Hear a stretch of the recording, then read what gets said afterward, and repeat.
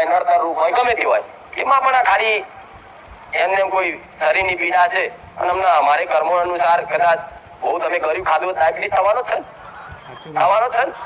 બહુ બીડીઓ પીધી હોય ને બહુ મસાલા પાન મસાલા ખાતા હોય તો કેન્સર થવાનું જ છે. એમાં તો સરકારે એવું કહે છે તમાકુ ખાવાથી કેન્સર થાય છે, લખાશે ને. તો તમે બહુ કર્યું ખાધું હોય ડાયાબિટીસ થયો, છેલ્લે એમ કે મારી ડાયાબિટીસ કેમ થયો? તો જલેબી ઓછી ખાધી હોય તો ના થાય. આ શું ખોટું? એ બધા કુદરતી દુઃખ થાય છે, ઘણા હોય છે એવા કુદરતી દુઃખ હોય અને કદાચ માતાને પ્રાર્થના કરો તો કમા મટાડ્યા અને ના મટે કોઈ વાતે કદાચ તો એવી પ્રાર્થના કરાય કદાચ ને મારી કોઈ વાતે નહીં મતું તો તું મને સારો ડોક્ટર મેળવી આલ, તો ઓટોમેટિક તમને એવો ડોક્ટર મેળવી આલું ને એ એક જ ઇન્જેક્શનમાં તમારો ઈલાજ થઈ જાય. થઈ જાય કે નહીં? આ વાત સત્ય છે. બધી દેવી શક્તિ આ રીતે જ કાર્ય કરે. તમે જાતે જાતે લોકો ખાપો ને મારી જોઈન કરી તો મરી જશો, ના કરતા. આ શું ખોટું? એટલે આ સમજ એટલે આલું છું તમે છેતરાશો નહીં બસ. અને હું કોમ ના કરું તો નિરાશ ના થશો, હું એમ કહીશ. ઘણા અનંત કારણો હોય છે નહીં કામ, એવું નહીં તમારી પ્રાર્થના નહીં સાંભળતી, બધાનું વાપરું છું. એક ધારી એક અરજી જેટલા બધાની સ્વીકાર કરું છું, નહીં કરતી? કરું છું. તો વિચાર કરો, બધાનું સાંભળું જ છું. કોઈનું આજે થયું, કોઈનું 4 દાડા પછી, કોઈનું અઠવાડિયા, કોઈના 10 દાડા, કોઈનો મહિનો, 6 મહિના, કોઈનું વર્ષ, કોઈનું 2 વર્ષ. પણ કોઈ એવો ભાવિક નહીં હોય કે એના વર્ષમાં મેં સારું એવું પ્રમાણ ના લેવું હોય. અજવાળું થયું ના એટલે તમારે ધીરજની દોર પકડી રાખવી અને આ બધી સમજ લેવી. એટલે હવે મારા માથે ના પડતા હો, 108 લઈને નહીં ના આવતા. પણ જ્યાં ડોક્ટરની જરૂર છે ત્યાં ડોક્ટરની દવા વાપરજો અને જ્યાં માતાજીની કૃપાની જરૂર છે ને ત્યાં કૃપા વાપરજો. સમજ પડી? ત્યારે કઈ જગ્યાએ કઈ વસ્તુ વાપરવી એ સમજ 100% લેવી પડશે. જો તમે દર રવિવાર આવો છો, રામ રામ બોલો છો, મારા પ્રવચન એક તમારું બેલેન્સ ભેગું થાય છે. રોજ કહું છું મારું નહીં કહેતા દેવનું ખાતું, આ તો મેરડીનું ખાતું, તો હું સોલંકી પેઢીનું ખાતું છું. તો મારા ખાતામાં તમે જે તે ભક્તિ કરો છો, પરિશ્રમ કરો છો, રામ રામ બોલો છો, ભાવ આલો છો, શ્રીફળ ચુંદડી અગરબત્તી હાર લાવો છો, કોઈ ફૂલ લાવો છો, એ બધું એ ભાવનું બેલેન્સ મારા ખાતામાં જમા થાય છે. હવે ખાતામાં રોજ જમા થતું હોય, આજે જમા કર્યું આટલું અને બીજે દાડે આટલું માંગી લીધું, પતી ગયું, ખાલી થઈ જાય ને.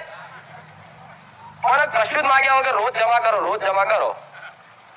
તો જેમ તમે બહુ પૈસા બેંકમાં ભર કરો તો હમેથી બેંક વાળા એમ કે ભાઈ ક્રેડિટ કાર્ડ લેવું છે, ભાઈ લોન લેવી છે, અમે હમેથી આલવા માંગીએ. તો હું માતા એવું કહે તમે જે આ બેલેન્સ આલો છો ને ભાવનું ભક્તિનું તો બહુ ભરાઈ છે, બહુ ભરાવા આવશે એટલે હું હમે એક હાલું હું તો મારું જમા જ રાખે. પણ હું એવું કહું છું બેંકમાં તો કદાચ વ્યાજ આવે પણ હું માતા એવું કહું છું મારું વ્યાજ કેવું હશે કહો? વગર માગે તમારું ભક્તિનું પાછું એમને પડ્યું રહેશે ને વગર માગે મારા વ્યાજમાં તમારું જીવન ના હેડારો તો મેરડી મટી દઉં.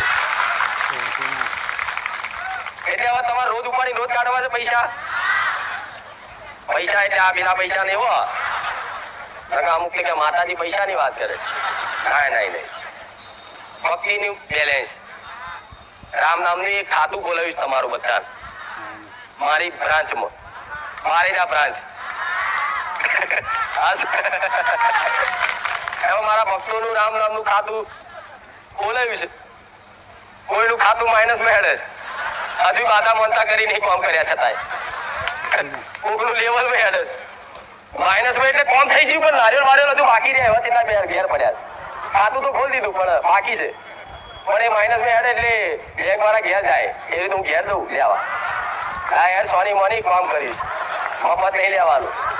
પણ તમારું બધાનું તો જમા થયું છે.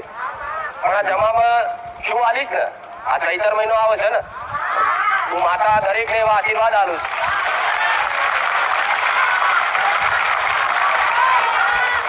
એ આ ચૈતરમાં કઈક પેઢીઓની માતા, દરેક મારા ભાવિકો ભક્તોની માતા જાગૃત થઈ જાય અને એમની માં એમનો વાલ કરતી થઈ જાય, દીકરાઓ એના માની ભક્તિ કરતી થઈ જાય.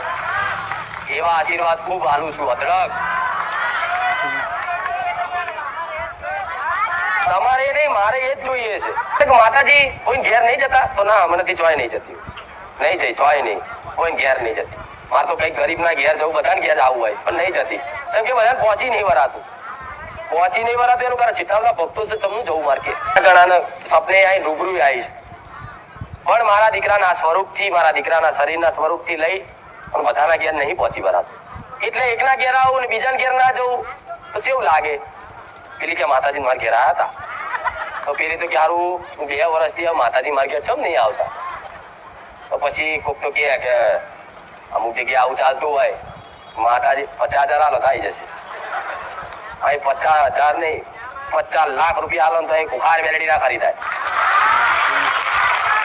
તો કીધું એટલે તો જો તમારા કારણે હારા વીવીઆઈપી ને તે ઓટા ફેરા કરાવડાવું નહીં. જવાબ આલતી તમે એવું માનતા ભૂલી જજો કે વીવીઆઈપી આવે એટલે માતાજી કાનમાં કહી દેતા છે ના.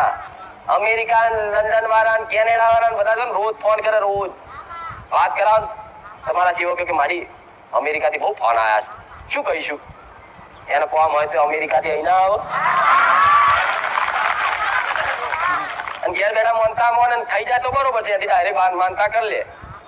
તો કે છે કે માતાજી તો હું શું કહું મારા સેવકોને પૂછ કે આટલા બધા મારા ભક્તો અવારના 5 વાગ્યાના ઉઠી, ભાડા હોય કે ના હોય, આગા પાછા ઉછી ના કરી અને મારા સાનિધ્યમાં આવી અને આટલું બધું પરિશ્રમ કરતા હોય, આટલું બધું બેસતા હોય, વેઠતા હોય, અને છતાંય જો કદાચ એમની જોડે હું મોબાઈલ પર વાત ના કરતી હોય તો અમેરિકા વાળો હોય તો શું લાવ્યો મારા હાથ?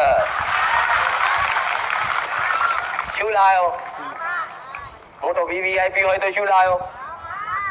તમારા કારણે આ રાખું છું. ભેદભાવ નહીં રાખતી ગરીબોનો, પૈસા વાળાનો. ખુશ? કેમ કે મારા દીકરાનો જેવો સ્વભાવ છે ને, હંમેશા જેનો જેવો ભૂવો હશે ને એની એવી માતા હશે. ભૂવો ઈર્ષાળુ વેર ઝેર વાળો હશે ને તો માતા વેર ઝેર વાળી જશે. માતા નહીં હોતી, પણ એ બોલવાનું છે ત્યાંના દીકરાના કોઠે જ, એના ભૂવાના કોઠે જ બોલવાનું હોય. સવારનો એક વિડીયો જોયું હશે ઇન્સ્ટાગ્રામ પર, 5 વર્ષ 4 વર્ષ પહેલા બોલી હતી કે 5 માણસ વચ્ચે આગો પાવો તો 50,000 હશે, પાછી નહીં પડો જોવા.